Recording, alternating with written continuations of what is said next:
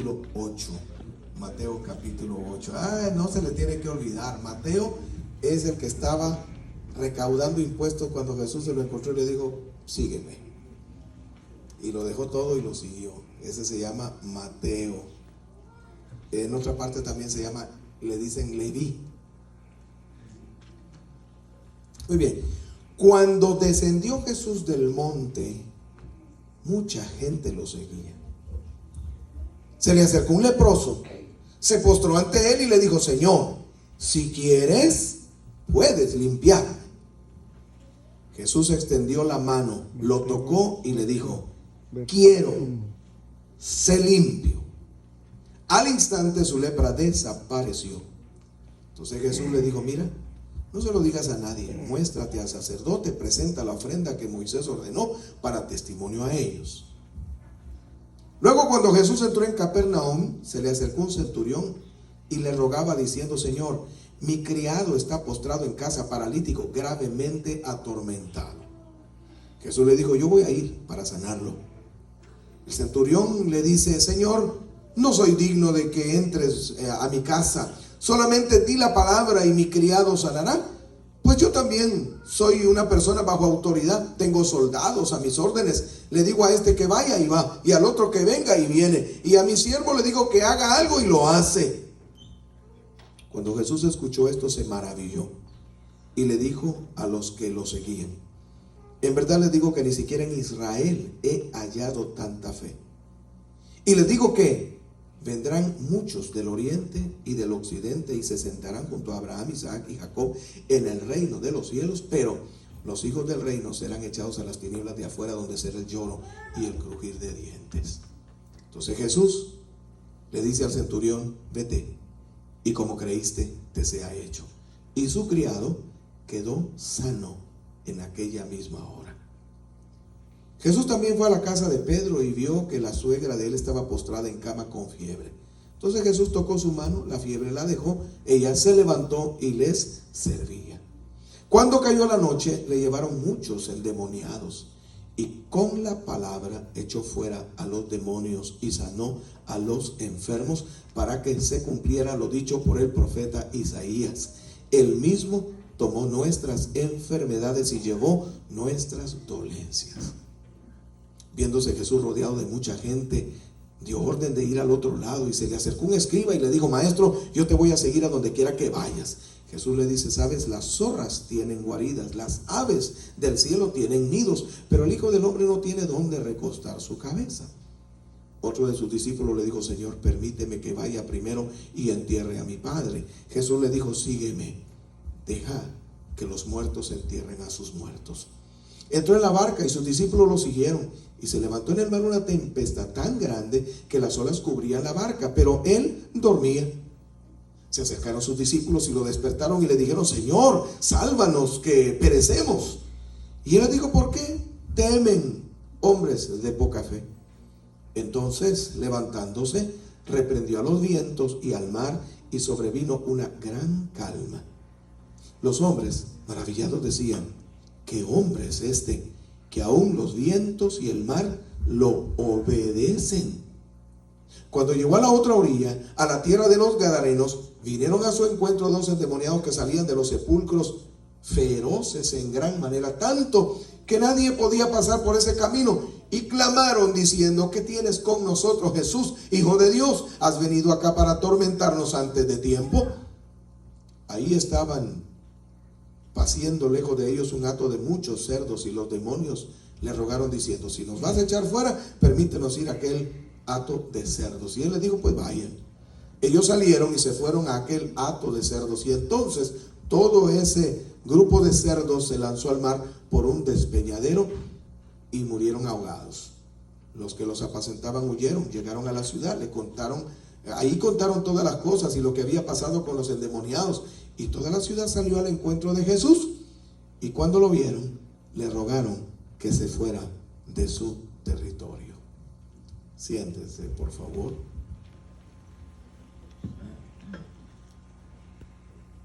Usted sabe que leemos siempre un capítulo de la palabra de Dios cada vez que podemos. En los domingos anteriores pues solo hemos leído pasajes paralelos, pero esta vez opté por leer un capítulo completo como lo hemos hecho antes. Y en ese capítulo definitivamente hay varios acontecimientos. En ese capítulo hay varios hechos, varios sucesos. En ese capítulo hay varios relatos o historias, como podríamos llamarle. Y usted se dio cuenta, al nomás comenzar, está el relato del leproso. Después está el del centurión. Después la suegra de Pedro. Después un montón de enfermos y endemoniados. Después unos que querían seguir a Jesús. Luego viene la tempestad que Jesús calma.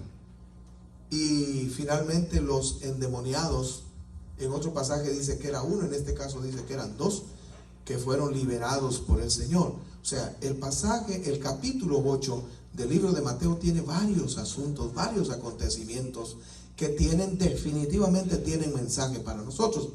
Pero sabe, vamos a centrarnos en uno de ellos, en uno de esos relatos, en una de esas ocasiones que tiene mensaje para mí.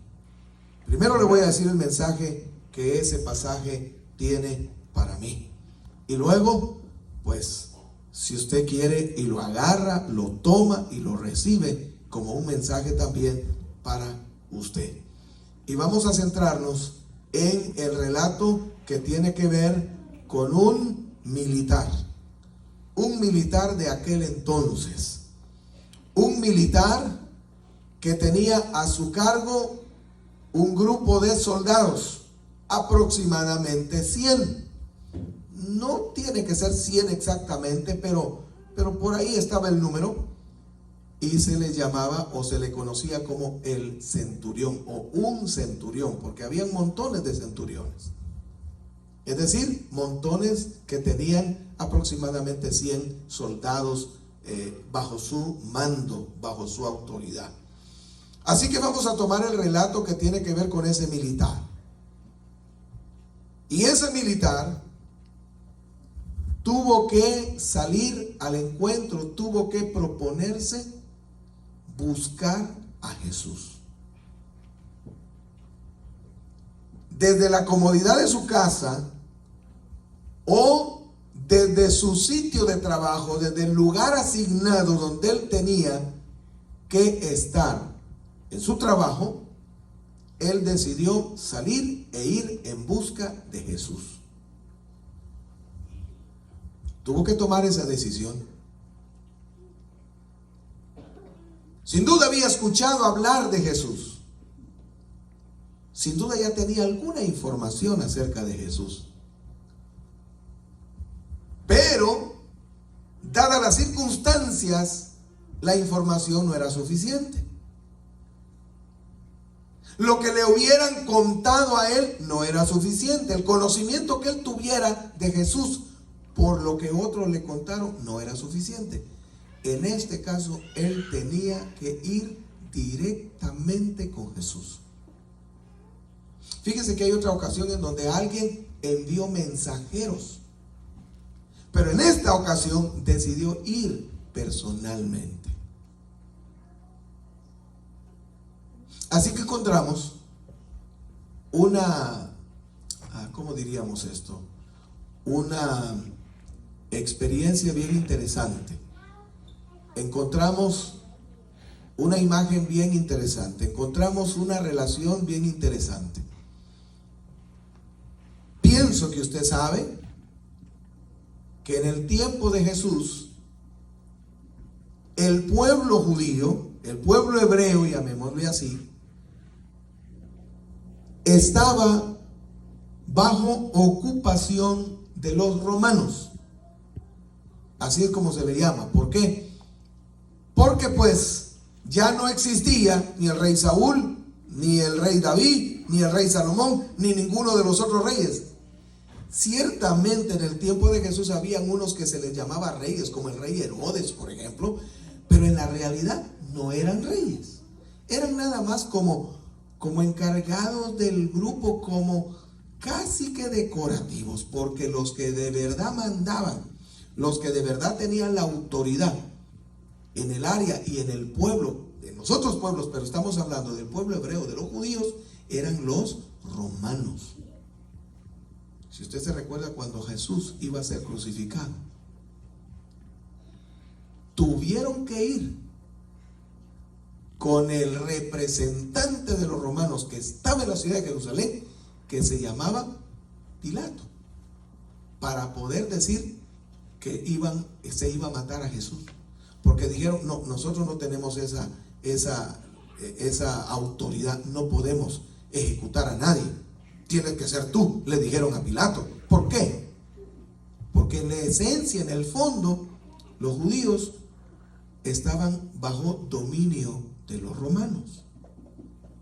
Así que realmente, a nivel político y a nivel militar, los romanos eran los que tenían ocupada esa región del mundo. Ahora, por eso le digo, vea usted la imagen interesante. Vemos a un judío, a un hebreo, en este caso el Señor Jesucristo, identificado y reconocido dentro de su gente como un rabino, como un líder religioso para ellos, ¿verdad? Un rabino, un maestro de las escrituras. Uno de los ocupados, uno de los del pueblo que estaba subyugado bajo el dominio de los romanos, desarrollando su ministerio, siendo afamado por la gente, y esa información y esa fama llega a oídos de uno de los de la estructura que dominaba a ese pueblo. Va viendo conmigo ya la imagen.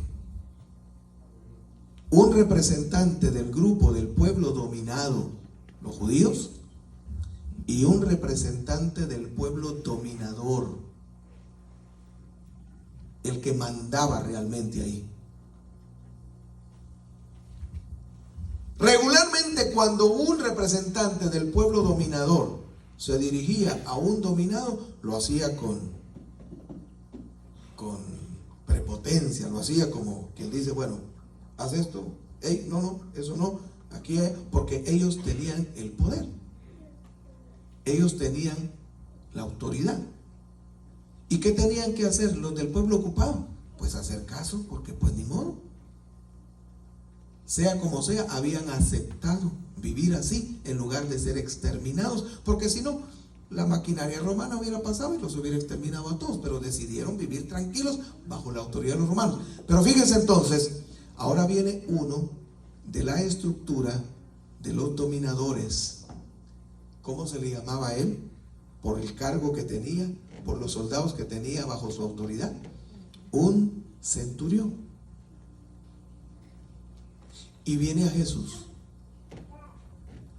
Y no viene con esa prepotencia, no viene con eso de que, hey, tú, como uno de los ocupadores, como uno de los que tenían la autoridad sobre ese pueblo, sino que viene con una actitud diferente.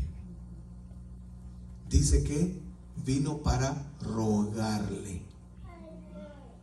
Vino para rogarle. Un dominador a un dominado.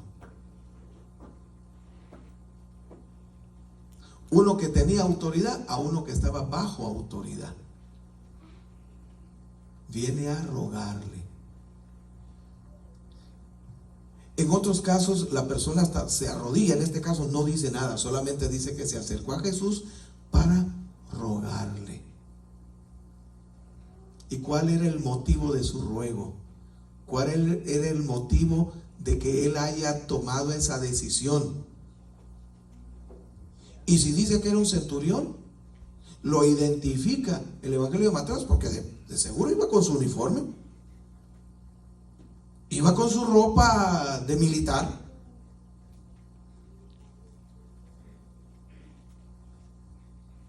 El cuadro es mucho más llamativo todavía si lo vemos así. Un militar, uno que tenía por lo menos 100 soldados, y cuando llegó, lo más seguro es que iban algunos de los soldados para andarlo cuidando, porque siempre así hacen, no anda solo el jefe, siempre lo andan cuidando. Así que cuando llegó con los soldados y se encuentra con Jesús, humildemente se dirige a Jesús para hacerle un ruego, para hacerle una petición.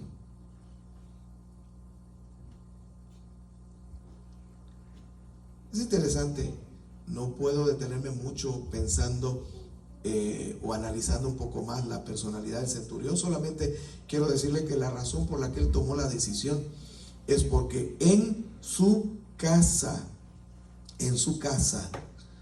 él tenía a un trabajador. En aquel entonces se practicaba lo que se le llama la esclavitud. Y entonces uno de los que eran esclavos de él dice, mi criado, probablemente era el más importante, probablemente era el más responsable, era el que dirigía a los demás, algo así como José en Egipto. Se recuerda que él era el jefe de los demás criados. Pues probablemente haya sido así, porque dice mi criado. Sin duda tenía otros, pero este era algo particular para él. Dice, mi criado está postrado. Quiere decir que no se podía levantar. La razón, paralítico, pero además gravemente atormentado. Estaba mal el muchacho. Hay gente que está paralítica pero está tranquila, normal, pero este no. Estaba postrado, no podía levantarse, no podía moverse porque era paralítico o estaba paralizado, pero además estaba atormentado. ¿Qué angustia tendría ese muchacho? Le faltaría el oxígeno y no podía respirar. En aquel entonces no había respiradores. Tendría un dolor agudo y estaba que era un solo grito, como decimos. No lo sabemos. Solo sabemos que el hombre estaba preocupado por ese criado. Y todo eso hizo que se movilizara y fuera a buscar a quién. Pues no es malo buscar a los médicos. Está bien. Pablo a Timoteo le recomendó algo como una medicina.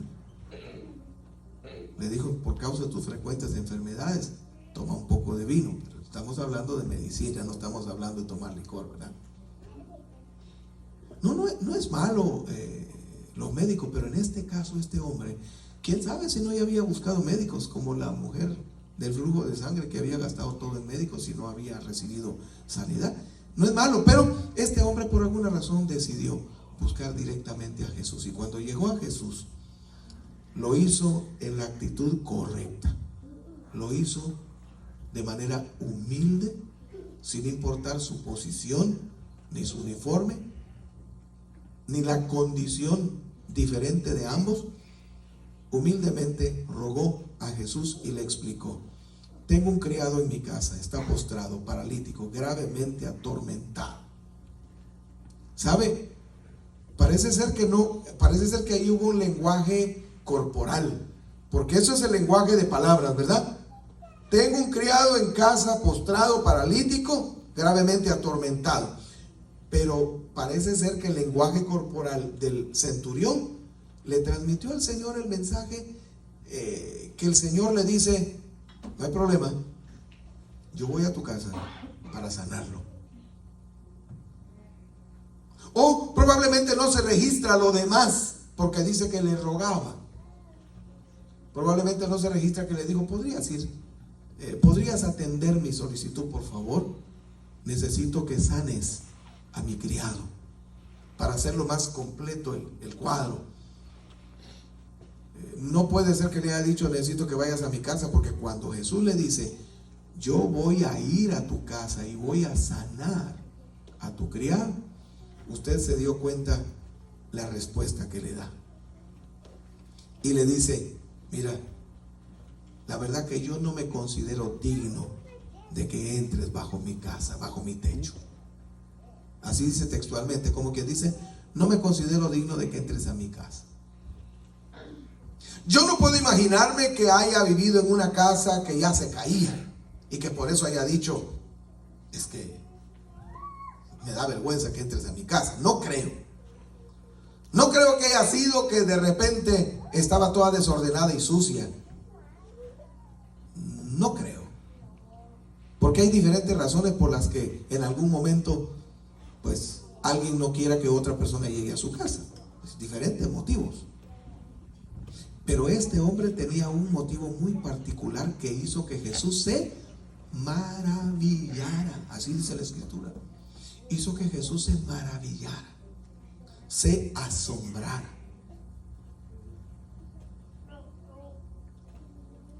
No sé si ya está recibiendo el mensaje. Usted todavía espera que yo termine para que le diga cuál es el mensaje. Amén. Ya está recibiendo. Ya está captando. Ya está grabando. Amén. Ya está anotando. ¿Cuál es el mensaje? ¿Cuál es el mensaje? Ya usted tiene que estar recibiendo.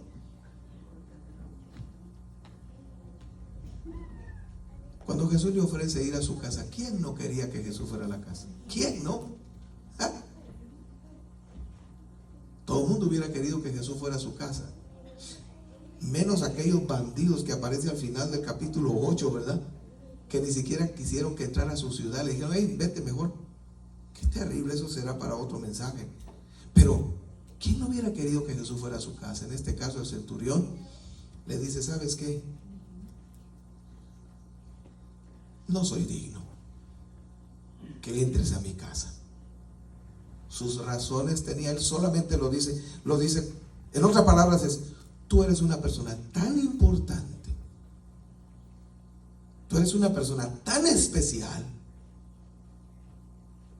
que realmente yo no me considero digno de que llegues a mi casa. Siendo un centurión, siendo un militar, pocos militares tienen una actitud de humildad y de sencillez como este hombre. Pocos. Porque de alguna manera se enseña ahí el principio de bueno, dejémoslo ahí, ¿verdad? El punto es que este hombre le dice, no me considero digno. Pero no era que no quería que sanara a su criado, porque luego le dice, ¿sabes qué? Con que diga la palabra, esa es otra cosa. Primero era, no me considero digno, pero lo otro es diferente. Le dice, con que diga la palabra, mi criado va a quedar sano, seguramente. Si hasta ahí hubiera llegado, sin duda Jesús se hubiera maravillado y hubiera dicho algo a la gente, pero sabe, el hombre argumentó un poco más. Además de decirle, con que diga la palabra, mi criado va a sanar, da una argumentación interesantísima. Amén. Que también tiene varios mensajes que usted puede recibir, que usted puede captar, que yo recibí. Le dices que sabes una cosa, yo soy un hombre que está bajo autoridad. O sea, hay alguien que me manda a mí. Eso es lo que quiso decir él. Yo soy hombre bajo autoridad. Hay alguien que me manda a mí. Y yo también tengo gente a mi mando, a la gente a la que yo le puedo dar órdenes. Por ejemplo, le dice, tengo soldados. Y sin duda ahí estaban los soldados. Tengo soldados bajo mis órdenes. Y a este yo le digo, ve y va. Y a este yo le digo, ven y viene. Y también tengo otros trabajadores. Y si a mi siervo yo le digo, vas a hacer esto, le dice, mi siervo lo hace.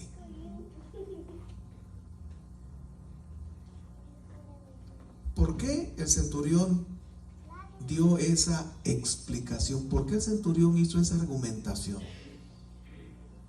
Mire, solamente para respaldar y en cierto modo como para comprometer al Señor. Es una palabra un poco, esa expresión que acabo de decir es un poco atrevida, pero déjeme decirle que yo lo entendí así, como para comprometer a Jesús.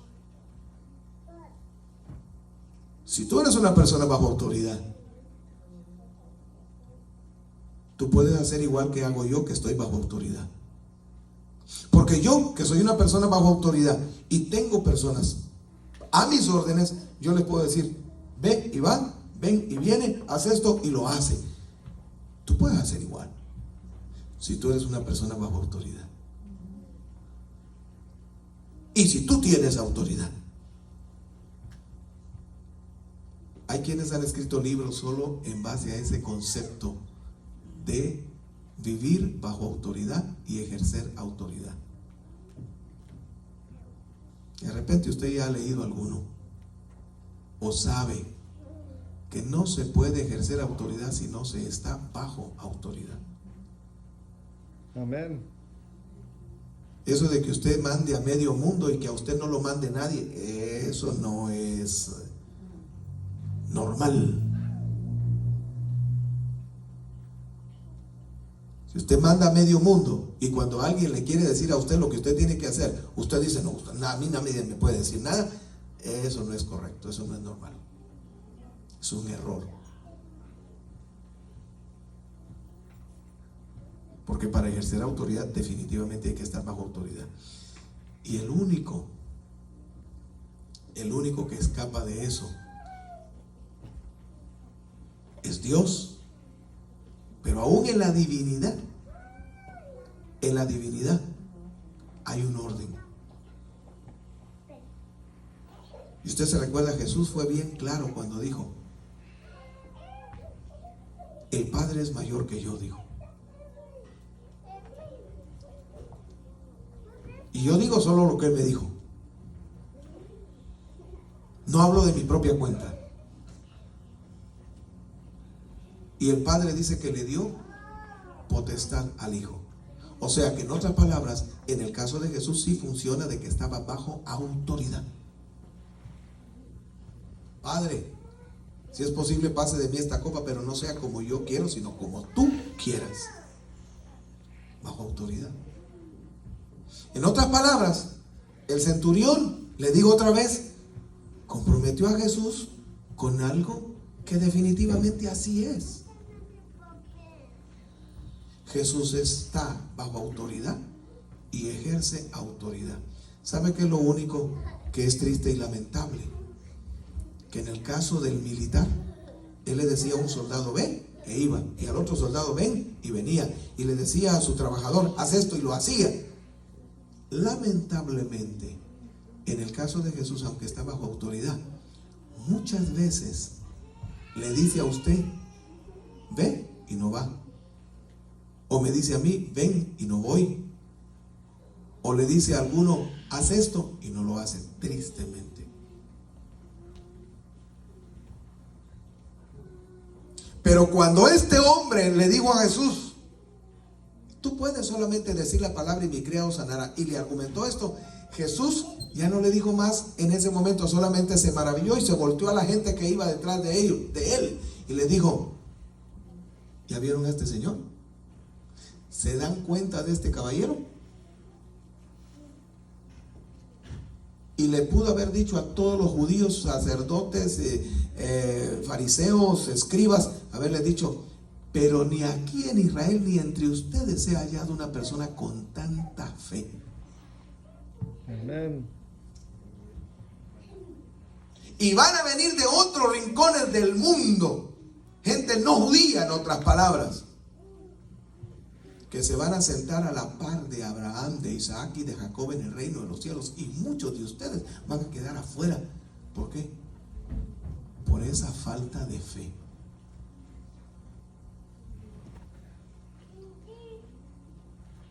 Por no tener ese reconocimiento especial de quién es Jesucristo.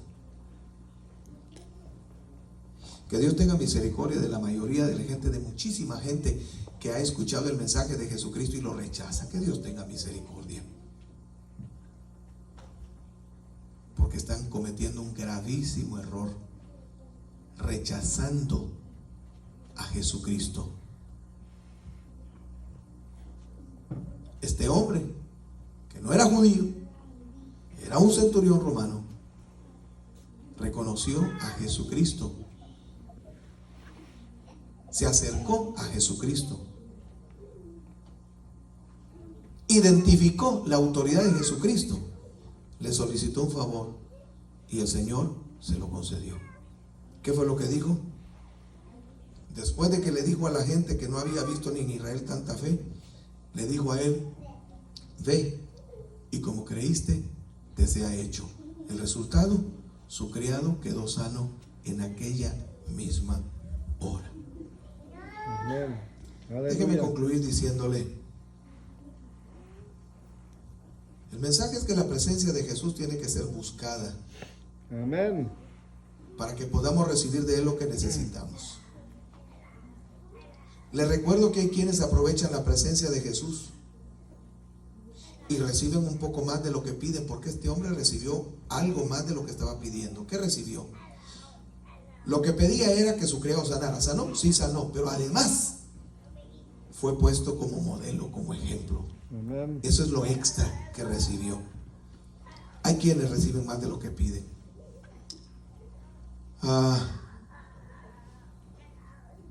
¿Qué aprendemos? Mire, nosotros sabemos que tenemos que acercarnos a Jesús en todo tiempo, pero por supuesto con mayor razón cuando tenemos necesidad. Y hace un rato le hacía esa observación que en algún momento por ahí se ha hecho, que cómo es posible que en el momento de mayor necesidad, bien acorralados por un enemigo invisible, el COVID-19, encerrados, en lugar de acercarnos a Jesús, dice que se dispararon la demanda de películas y de juegos y de un montón de cosas, en lugar de buscar a Dios en tiempos de necesidad. No, acerquémonos a Jesús en todo tiempo y con mayor razón cuando tengamos una necesidad. Creamos que Jesús tiene voluntad y poder para satisfacer esa necesidad. Sepamos que lo puede hacer de manera directa y también lo puede hacer de manera indirecta. Solo diga la palabra y eso va a pasar.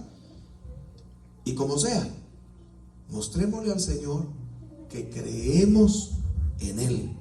Creemos que Él lo puede hacer. En uno de los mensajes anteriores recordamos que Él dijo que es más fácil perdonar pecados o sanar a un paralítico. No esperó que la gente le contestara. Él dijo: pues ya, que sepan, para mí es fácil. Ya había perdonado y luego sana. Seamos de los que se acercan a Jesús con esa demostración de fe. No solamente para recibir lo que necesitamos, pero también para agradarlo a Él. Porque si usted se da cuenta, fue un motivo como de mucha satisfacción para el Señor voltearse a la gente y decirle: miren, ni en Israel he hallado tanta fe. Acerquémonos al Señor con esa actitud, de modo que además de recibir lo que necesitamos, le agrademos a Él con esa clase de actitud. Póngase de pie, por favor.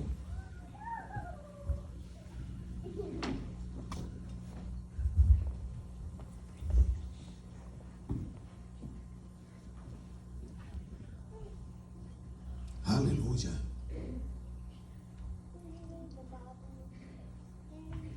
Tomemos unos minutos para digerir ese mensaje y luego para tomar una decisión delante del Señor. Y la decisión definitivamente es acercarnos a Él. Señor,